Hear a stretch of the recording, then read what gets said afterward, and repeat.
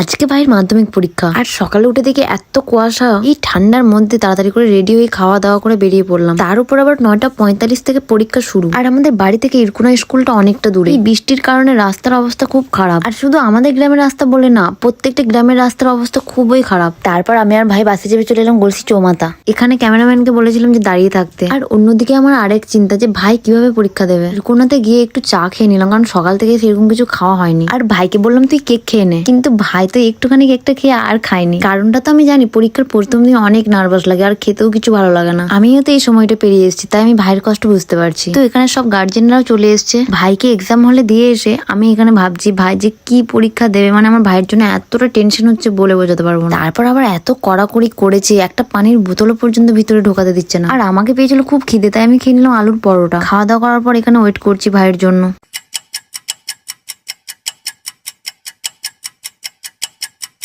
2 থেকে 3 ঘন্টা কষ্ট করে ওয়েট করার পর ফাইনালি ভাই বেরিয়ে আসে। কিন্তু ভাই যা হেসে হেসে বেরোচ্ছে, আমি তোর মুখটা দেখে অবাক। এটা ভাবছি যে ও কিভাবে হাসছে, ওর কি ভালো এক্সাম হয়েছে না কি, কিসের জন্য বুঝতে পারছি না। আমিও তো চাই যে ভালো এক্সাম হোক। আমি ভাইকে জিজ্ঞেস করছি যে এক্সাম কেমন দিলি, ভাই বলছে খুব ভালো হয়েছে। তো যাই হোক, ভালো তো হয়েছে, এটাই অনেক। আর বাড়ি ফেরার পথে এখানে দেখতে পাই একটা কুল গাছ, তো ভাবলাম একটু কুল পেরে নি। আমার তো সেই ছোট্টবেলার কথা মনে পড়ে গেল, সেই ছোট্টতে লোকের গাছে এরকম ভাবে কুল পারতাম। আর যাদের গাছ তারা কম গালাগালি দিত, তবে কুলটা খেতে এত টক কি বলবো বাবা রে। আমি তো ভেবেছিলাম মিষ্টি হবে, কিন্তু না, অনেকটাই টক ছিল। কিন্তু আমার টক খেতে বেশ ভালোই লাগে, আর মায়ের তো সব থেকে বেশি লাগে। তাই মায়ের জন্য কয়েক কটা কুল নিয়ে নিলাম। মানে আমরা পরীক্ষা দিতে এসেছি না কি করছি। আর ভাইকে বললাম এনে তোর জন্য খাবার নিয়েছি, ওগুলো খেয়ে নে। এখানে ভেবেছিলাম ওখানেই বসে খাবো, কিন্তু স্কুলের ওখানে কোনো জায়গায় নেই যেখানে বসে খাওয়া যাবে। তাই রাস্তায় দাঁড়িয়ে দাঁড়িয়ে খেতে হলো। খাওয়া দাওয়া করার পর বাড়ি ফেরার পথে দেখি একটা অ্যাক্সিডেন্ট হয়েছে, তবে আল্লাহর দয়ায় কারোর কিছু হয়নি। তো যাই হোক, ব্লগটা এখানেই শেষ করলাম।